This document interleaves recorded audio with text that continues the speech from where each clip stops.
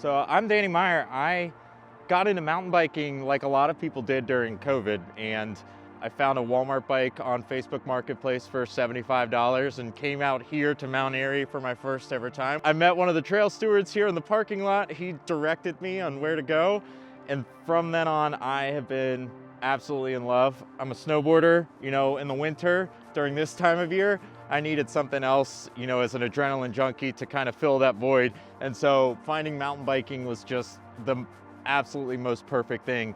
Since then, I've upgraded, got a better bike now, and really am ripping the trails. But I'm so grateful to have someone like CORA here in Cincinnati who gets it, who realizes and recognizes that this is where people should be, right? And we have such a unique opportunity in Cincinnati to really set some of the standards here in the Midwest for what trails look like and how many people we can get out here to access it. So I'm the executive director of the Bridge Adaptive Sports and Recreation, and we're a relatively new nonprofit. We started actually around the same time that I started mountain biking, and our job here in Cincinnati is to create and connect people to adaptive sports and recreation, people with disabilities in our community, connect them to those opportunities that we might have in our backyard.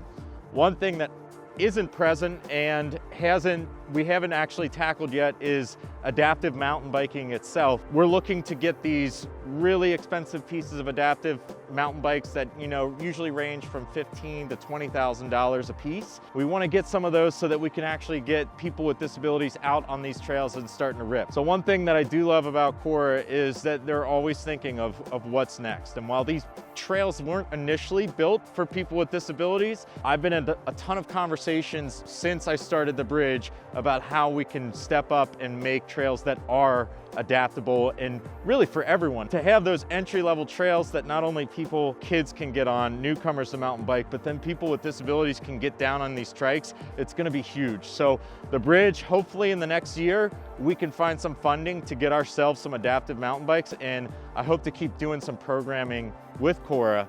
Over the past 3 years, we've gone up to Lebanon Mountain Bike Park and partnered with CORA on putting on an adaptive mountain bike day. So I bring up a group from Atlanta who brings these bikes. They're called Catalyst Sports. They brought some of these bikes up for us to try. And the resounding question after each one of those events is, when can we do this next? So I have to say, until next year or until we can find the funding. We're really gonna start to make a push this next year to actually get those bikes, and I'm excited for the people that I serve to explore these awesome places, these awesome trails that CORA develops. I grew up playing sports. I love being competitive, but I can't work out in a gym. I don't do well getting on treadmills, getting on exercise equipment. I need something more. I need something to push me. And getting out on these trails gives me that opportunity, but also it gets me outside. I think a lot of people don't understand that we have some amazing trails, some amazing scenic routes that you can actually get to in Cincinnati. It's in our backyard. If you're looking for something where you can experience the outdoors, have a good time, and really get that physical activity, this is the place to do it, in my opinion.